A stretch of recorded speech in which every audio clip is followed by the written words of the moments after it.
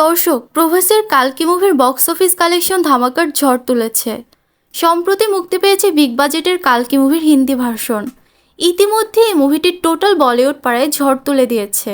জানা গেছে এই পর্যন্ত ইন্ডিয়াতে যত মুভি মুক্তি পেয়েছে এর মধ্যে সবথেকে বেশি বক্স অফিস কালেকশন পেয়েছে এই মুভিটি। সবাই তো ভেবেছিল প্রথম দিনে তেমন একটা কালেকশন হবে না, কারণ গতকালই ইন্ডিয়ার ইংল্যান্ডের সেমিফাইনাল ম্যাচ ছিল। কিন্তু তারপরেও এত ইনকাম করেছে যে বড় বড় মুভির রেকর্ড পর্যন্ত ভেঙে দিয়েছে। ইন্ডিয়ার কেউ এটা বুঝতেই পারছে না যে এত বড় বড় বাজেটের মুভি প্রবাসী কেন পায়। এবং ইন্ডিয়ার সব রকম ভাষায় মুভিটা মুক্তি পেয়েছে। মুভির কালেকশনের আগে বলি, যারা যারা প্রভাসকে লাইক করেন তারা অবশ্যই চ্যানেলটা সাবস্ক্রাইব করে দেবেন এবং কমেন্টে বলবেন যে কারা কারা তাকে লাইক করেন। যেহেতু মুভিটি তেলেগু ভাষায়, তারপরেও 5টা ভাষায় রিলিজ হয়েছে। আগামী 10 দিনের মধ্যে কোনো টিকিট পাওয়া যাচ্ছে না।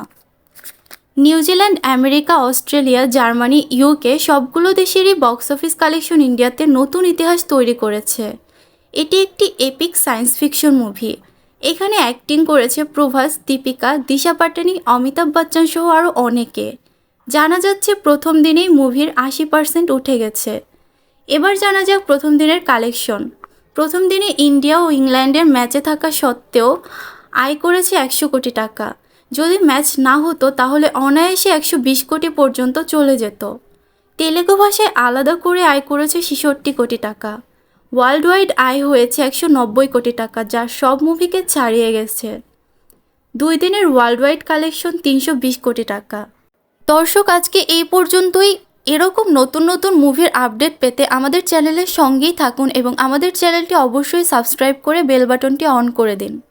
ধন্যবাদ আমাদের সাথে থাকার জন্য। আসসালামু আলাইকুম।